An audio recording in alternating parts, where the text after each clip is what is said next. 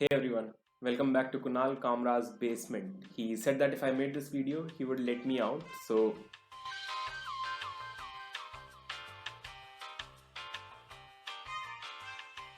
Is there truly a way for us to move on from and let go of the things that have hurt us in the past such that they have no substantial emotional effects on us? And if not, how can we heal ourselves from this past pain? I do not know. But you can see Various people who are in the psychology profession.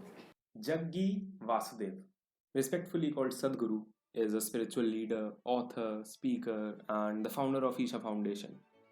He's an extremely charismatic figure and has been invited to speak for the United Nations, for major colleges, basically everywhere else that you aren't allowed to go.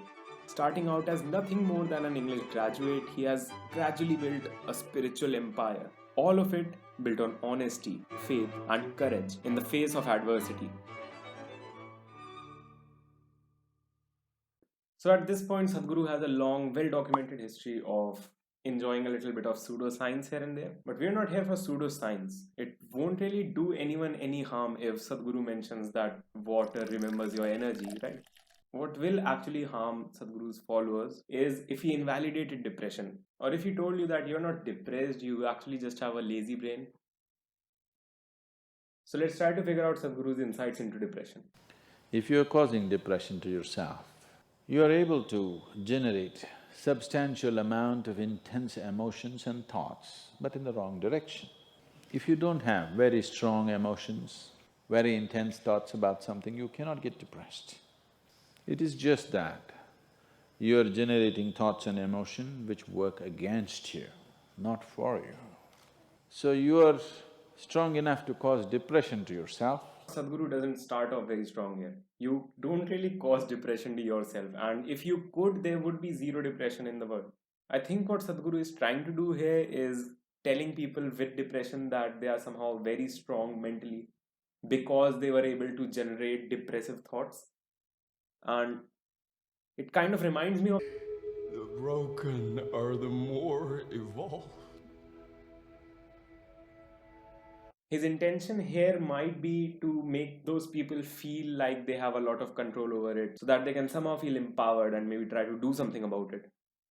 It might be just good old spiritual gaslighting, but let's give him the benefit of the doubt right now. The line between sanity and insanity is very thin. People keep pushing it. You get angry, you're pushing the line. It's a thin line. In fact, when you get angry, you know you're pushing the line. That's why the expression, I was mad at somebody. You're not mad at somebody, you're just going mad. I'm not exactly sure where he's coming from bringing in anger into depression, but maybe he has a point here. Because if you keep pushing the line, you go mad and you come back, you go mad and you come back, one day you're not able to come back, that's all. He does not have a point here. What he's telling you is that if you consciously go into some sort of a mental state for way too long, it eventually seeps through your subconscious and becomes a part of your personality. And he's using the anger example, which really doesn't fit here, but alright, let's roll with it. You do not cause depression to yourself by feeling sad consciously on a daily basis. That's not how any of it works. But alright, let's continue. At least he hasn't called these people animals yet. You think it's your right to throw tantrums? You think it's your right to get angry with people? You think it's your privilege to be depressed so that you'll get attention from somebody? You keep playing this, one day you will not be able to turn back. Okay, that's garbage. I can't even defend Sadhguru. Nobody thinks it's a privilege to be depressed. If anything, people with depression know how much it actually hampers their success in life because you're trying to study while trying not to slit your wrist. It's hard. Keep crossing the line every day, one day you will see you cannot cross back. That day, you need a doctor. Till then, everybody needed a respite from you, but the day you can't cross back, they get the respite because now they can catch you and give you to a doctor. They cannot even send you to an asylum, they have to bear with you. your family, your friends, your people around you. Before this, it was just good old Sadhguru pseudoscience, but now this turns into a personal attack on the listeners. So imagine you are depressed, you're listening to Sadhguru give out this speech, and suddenly he tells you that your entire family hates you and is just waiting to send you off to some hospital. Is that really the best thing to say to somebody who's going through depression? Constant guilt already exists in depression, and so do feelings of isolation and moving towards isolation. So, a depressed person would feel alone and would try to push everyone away. Sadhguru just helped them push people away. There's some kid out there right now whose parent watched this video and decided to not pay attention to anything the kid will say ever again. Because he just invalidated everything. There's one temple in Tamil Nadu, where they chain you and keep you. Where there is no hospital, no psychological for ailments, there's no hospital. There is a temple that somebody created which is supposed to push people back into sanity. So, families just take them and leave them there, they're shackled and left in the temple. You give them some money, they'll feed you, and you're just there like an animal. I think if hospitals were run like this, a lot of people wouldn't go crazy. Right now it's too deluxe. The mental health care infrastructure is famously bad all over the world. And it is especially bad in India. When Sadhguru says that hospitals are too deluxe, what he actually means is that his audience will send their kids to deluxe hospitals because they could afford to go to his show in the first place. If people are desperately looking for a psychotherapist, it's extremely tough to get one. And Sadhguru here mentions that we should just chain them up in some temple in Tamil Nadu and perhaps that will fix their depression. This is just weather. So for every change in weather, if you have the comfort of covering yourself in a blanket and lying down, once you create that, your body will learn to fall sick. Again, this is just invalidating depression further.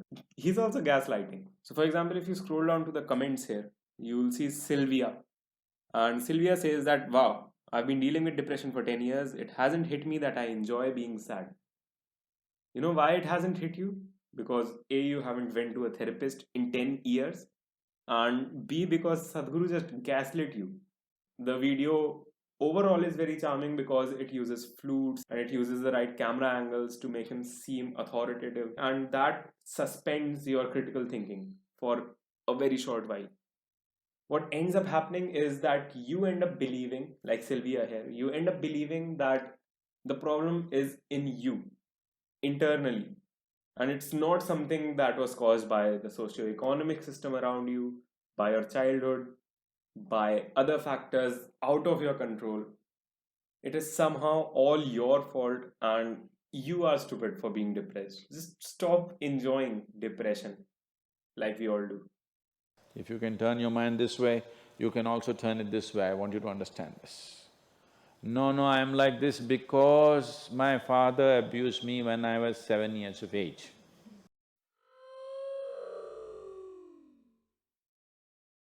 Bear in mind that everything that he says is so scripted and so repetitive that one thing you'll notice is that no matter what question is asked, he will find a way to repeat the same script he has used in the past.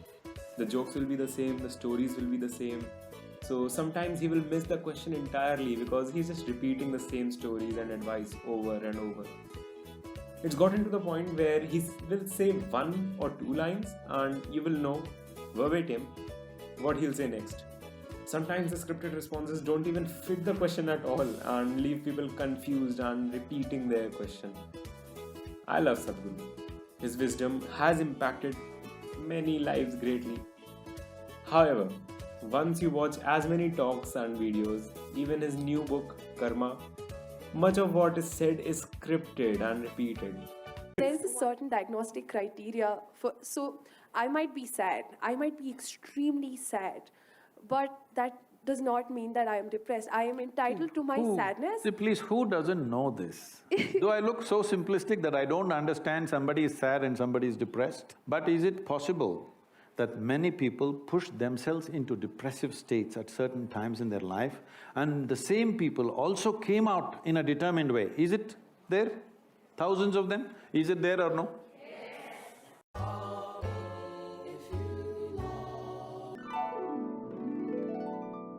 So how does any of it matter? Why am I here making a video about what Sadhguru said about depression last year or 9 years ago? How does it matter at all in the grand scheme of things? Well, there are 3 reasons why this matters. Number 1, it invalidates depression. If you are depressed and you end up watching any of these videos, it will just make things worse for you. You were miserable before you watched the video, and now you're miserable and you hate yourself because you're somehow weak and you can't control the energies of your mind that can blossom into this world. Of course, it's possible to get out of depression. People do it all the time. But it is a very gradual process. It requires a lot of therapy depending on how bad the situation is. And one thing that never works is cookie cutter solutions given by godmen with large beards. The world isn't black and white. You'll be impressed by what he has said for 30 minutes after the speech is over. But once that's done, you have nothing actionable to do. The only thing that you left that seminar with was an understanding of how stupid you are. Number 2, it gives people a valid reason to not show compassion. If you have never gone through any mental illness and you have known people who have, you'll understand that the only way to figure out what they are going through is through a lot of empathy, a lot of compassion, because it's nearly impossible to just imagine what they are going through. What Sadhguru gives his followers is an out. Once they have seen this huge spiritual guru condemn everything that modern therapists on Instagram are trying to tell them, they are very happy because it lets them off the hook. You don't need to be compassionate. You don't need to even understand what the other person is going through because they are weak. It's their problem. And if you just leave them to themselves to just cure that disease, whatever they're going through, it will help them build character. It will help them get their yoga on. And that's what Sadhguru wanted you to do. Now, this won't be a problem if it was some minor guru doing this, but this is Sadhguru. He has like 9 million followers on one channel alone. His organization has 11 million volunteers. 11 million. That's influence. Number 3, he is perfectly positioned to fix India's mental health crisis to some degree. This is a video made in hope. The immense influence he holds on the minds of various stakeholders, the minds of the public, on public opinion, on international leadership, all of that can be used to improve the mental health infrastructure of India. If only he were to take some time out and encourage key political decision makers to improve the state of mental health in India, a lot of changes can be brought about just by this one man's actions alone. He can do better. And the outcome of it can potentially save millions of lives, even billions if you just extend it out on a long enough timeline. But is he doing any of that?